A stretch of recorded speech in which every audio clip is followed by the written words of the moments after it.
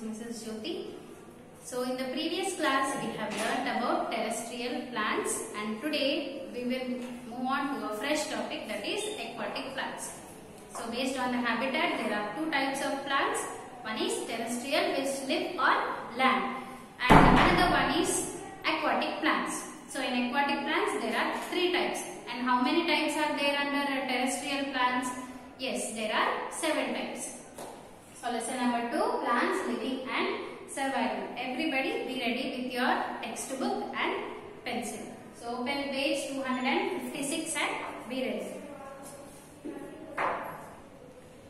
So previously we have learned different things about terrestrial plants. That is, plants which grow in deserts, in mountains, in marshes, in plains, forests, grasslands and coastal areas.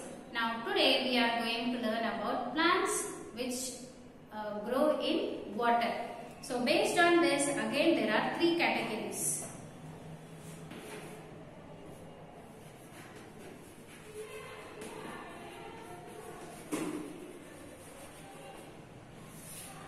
So under aquatic plants, based on the living conditions, whether they grow on top of the surface or inside the water. So according to this, we have again 3 types. So the first one is floating.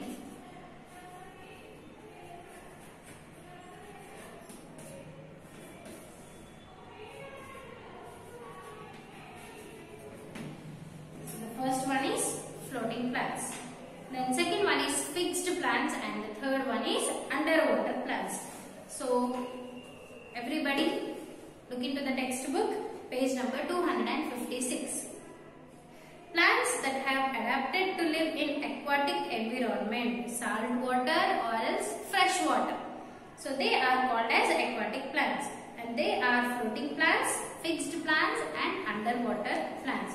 So plants which have adapted themselves to live inside the water. So such type of plants are called as aquatic plants. So let it be like fresh water or salt water or any water it may be. The plants which live inside the water are called as aquatic plants. Now here we have 3 types of plants. So floating plants we have, fixed plants we have, and we have underwater plants also. So moving to the first topic, that is floating plants. So what are floating plants? How do they survive in water? So these plants float freely in water, and water hyacinth and water lettuce and duckweed are some commonly found floating plants. So they have spongy bodies that are filled with air. This makes them light and enables them to stay afloat. So here you can see 2 pictures are there. Here is the picture of lotus and here is water hyacinth. So these are the examples of floating plants, floating aquatic plants.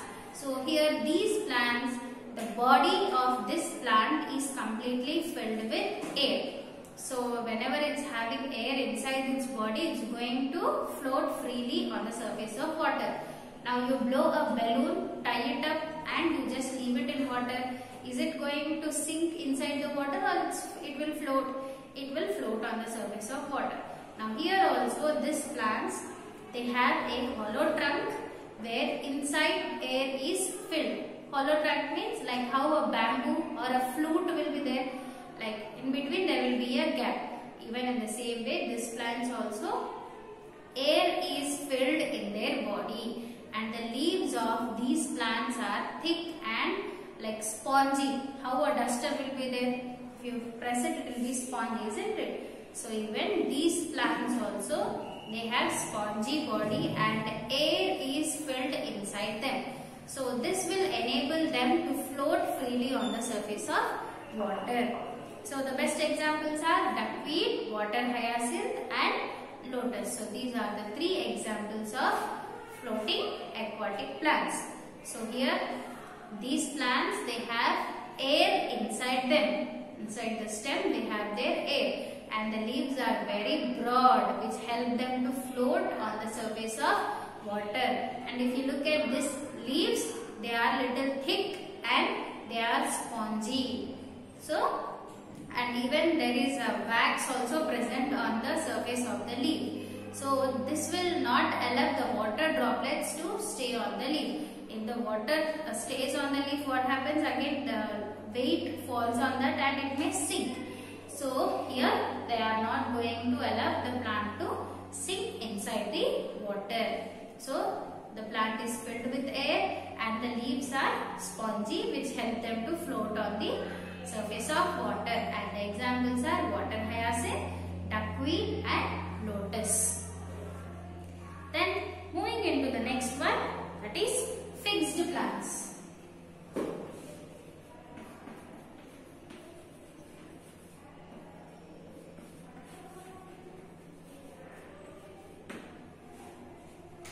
So the second one under aquatic plants is fixed plants. So these aquatic plants have their roots fixed to the mud at the bottom of the pond. Lotus and water lily are examples of fixed aquatic plants. So fixed aquatic plants have adapted in a number of special ways in order to cope up with their environment.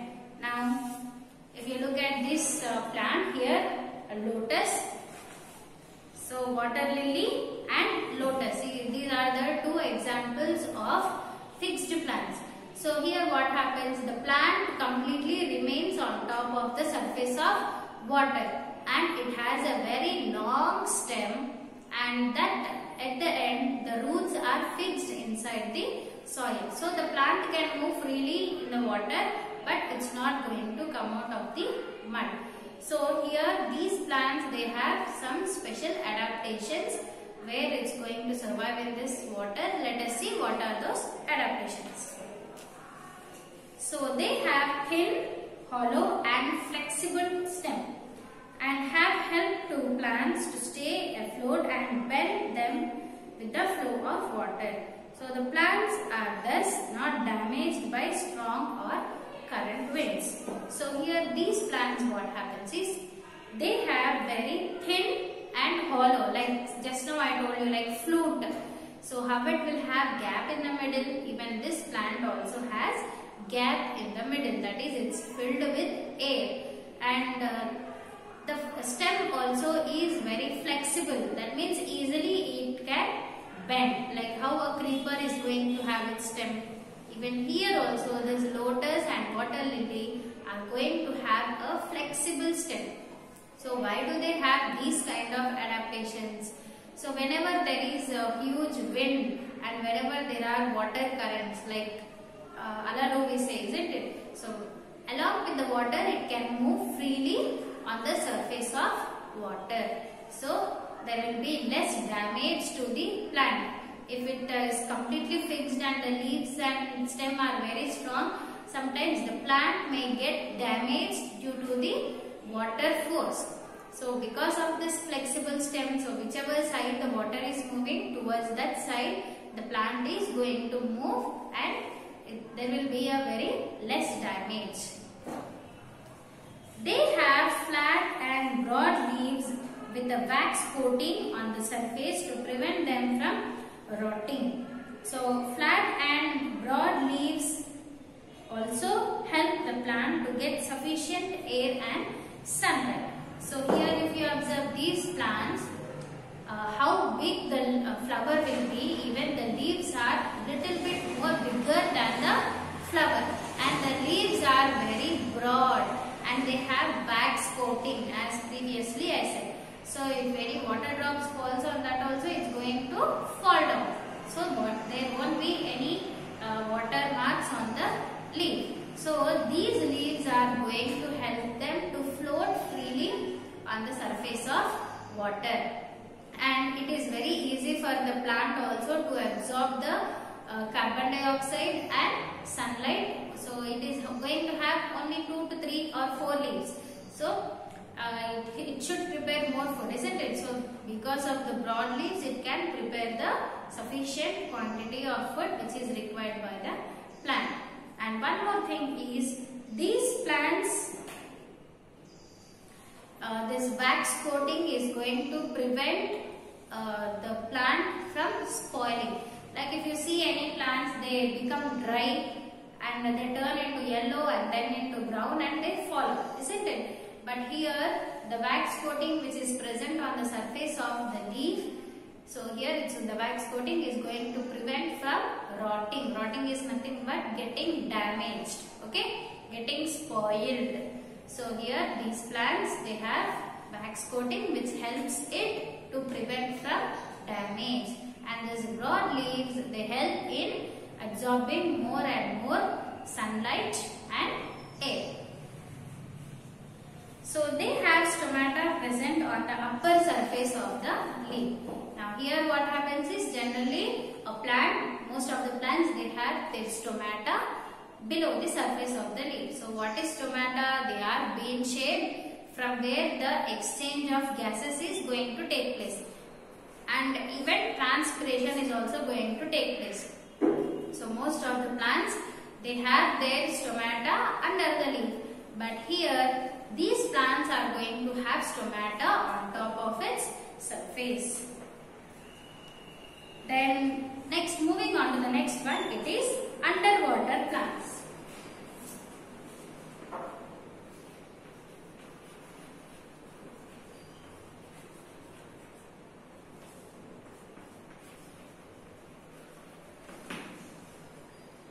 The last topic under aquatic plants is underwater plants. So the name itself is telling that the plants, they are going to remain under the water. Now these types of aquatic plants remain completely submerged under water. They are also called as submerged plants. Hydrilla and Vallisneria, that is the common name is tape grass, are examples of the underwater plants.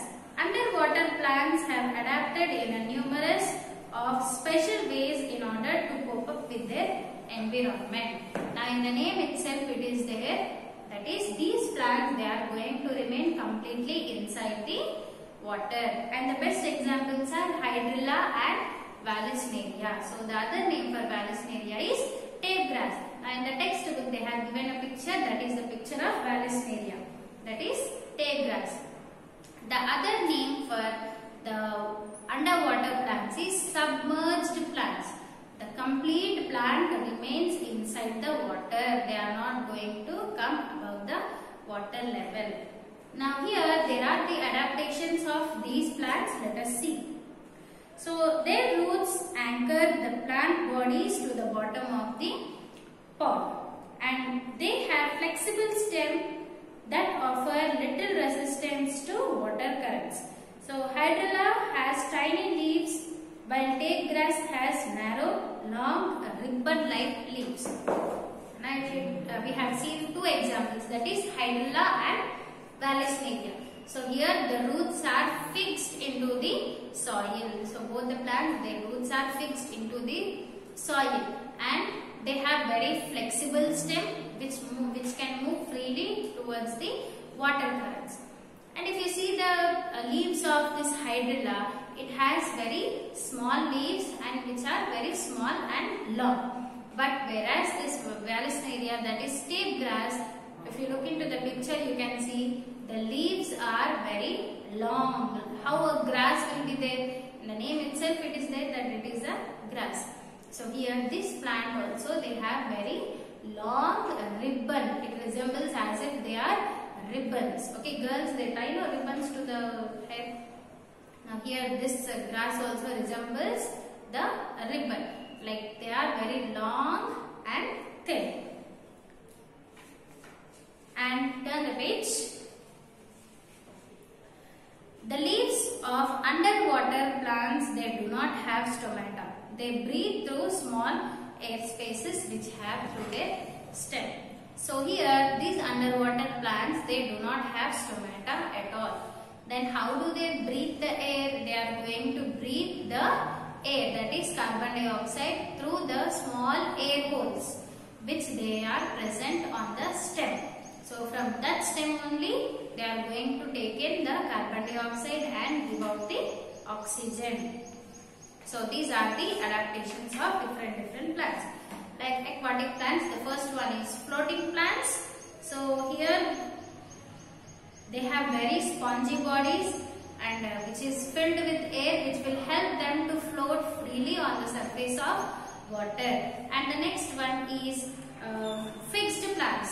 So here the examples are lotus and water lily. So they have wax coating leaves, very broad, which help them to absorb air and sunlight.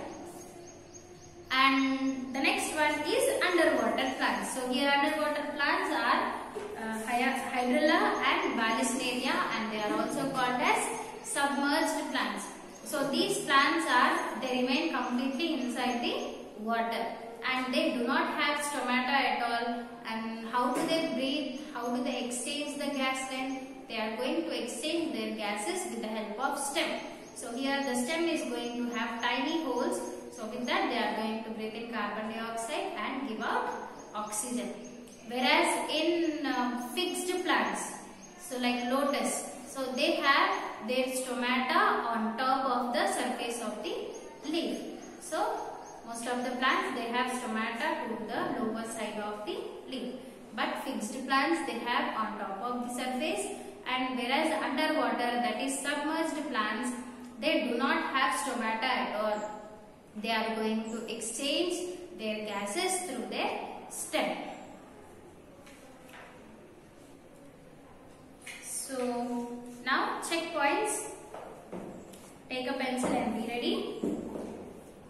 So the first one is plants can survive only on land. So the statement here is plants can survive only on land. Is it true? No, it is false.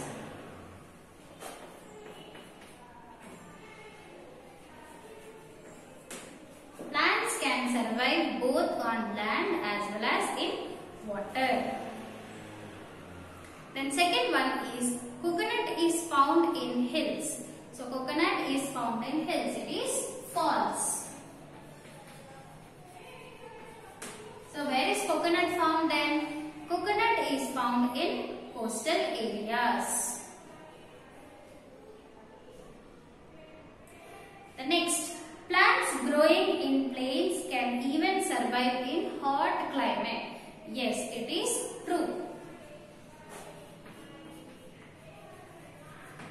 So plants like neem, mango, they are going to shed their leaves in winter and they grow up again. They give new leaves in summer season. So these plants are the examples where they can grow in hot climatic conditions.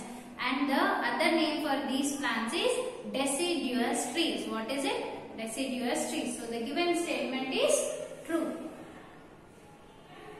Then the next one is aquatic plants have flexible stem. Yes, it is true.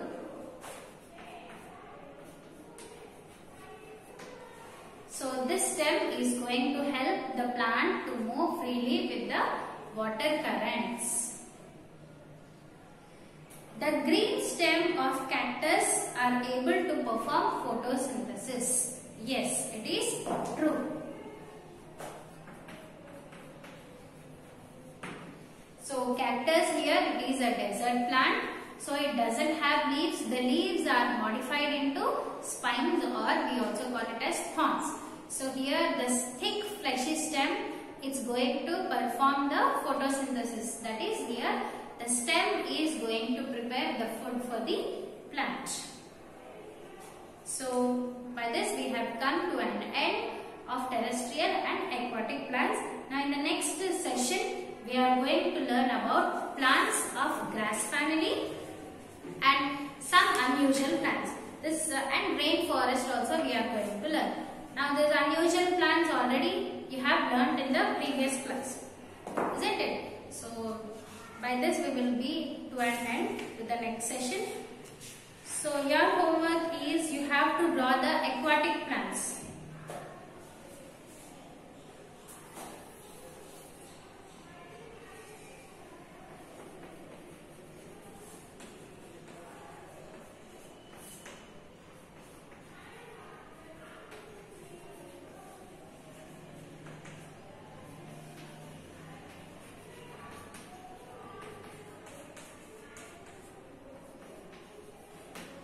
So the the page number is 257. Okay, give the heading and draw the picture. Like floating plants, you can draw water hyacinth. Then fixed plant, you can draw the lotus. And the last one is underground, you can draw the tape grass, that is Vallisneria. So hope you all understood this lesson. We'll meet in the next session so that we can end up the lesson. So meet you all in the next class. Thank you.